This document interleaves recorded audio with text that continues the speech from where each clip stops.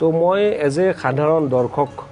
দৰ্শক হিচাপে তোমাক মই ষ্টেজৰ বাহিৰৰ পৰা চাইছোঁ বহুত কেইখন ফাংচনত তোমাক লগ কৰিব নোৱাৰোঁ মই এবাৰ ক'ৰবাত গৰিমাক ফোন কৰিছিলোঁ তুমি ইমান ব্যস্ত যে তাতে যাব নোৱাৰি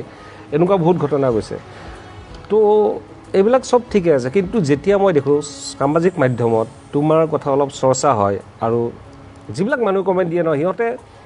একোৱে নাজানে আচলতে তুমি কেনেকৈ গঢ়িলা জুবিন গাৰ্গ আচলতে এটা মন্দিৰ তাতে শব্দ আছে সুৰ আছে তুমি এটা গান কেনেকৈ সৃষ্টি কৰা আজি যদি আমি সেই ৰাতিবিলাক মনত পেলাওঁ বোধহয় এতিয়া জেনেৰেশ্যনৰ কোনো এনেকুৱা সংগীত নাই যি এটা গানত ইমান কষ্ট কৰে কোনোৱে নাই মই কিন্তু লাগি থাকোঁ বলিয়া নিচিনা তুমি ইমান লগা বলিয়া নিচিনা ইমান লগা মেঘৰ বৰণৰে তুমি মই এতিয়াও তেনেকৈয়ে কাম কৰোঁ এতিয়াও কৰা তুমি এই বস্তুটো সেইকাৰণে বেমাৰ হৈ যায় য়েছ সেইকাৰণে বেমাৰ হয় তোমাৰ মই এই কথাটোৱে আজি মই আৰু এবাৰ ক'ম যে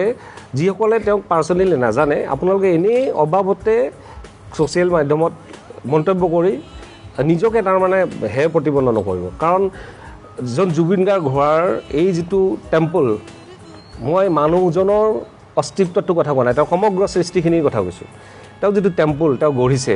এইটোক আপোনাৰ এটা সস্তীয়া মন্তব্যই একেদিনাই বহুত আঘাত দিব পাৰে গতিকে এইবিলাক মন্তব্য নিদিব তেওঁ এতিয়া এই লেভেলটোত নায়ে আপোনালোকৰ সস্তীয়া মন্তব্য চোৱা বা হেৰি চোৱা নাই গতিকে তেওঁ নিজৰ কাম কৰি যাব আৰু মই ভাবোঁ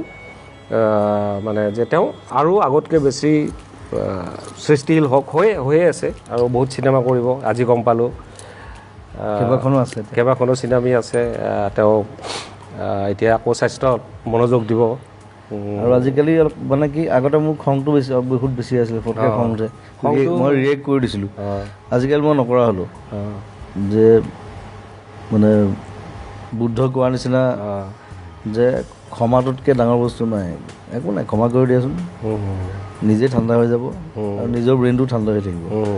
চ' লেট ইট গ' বি কুল কথাটো একো নাই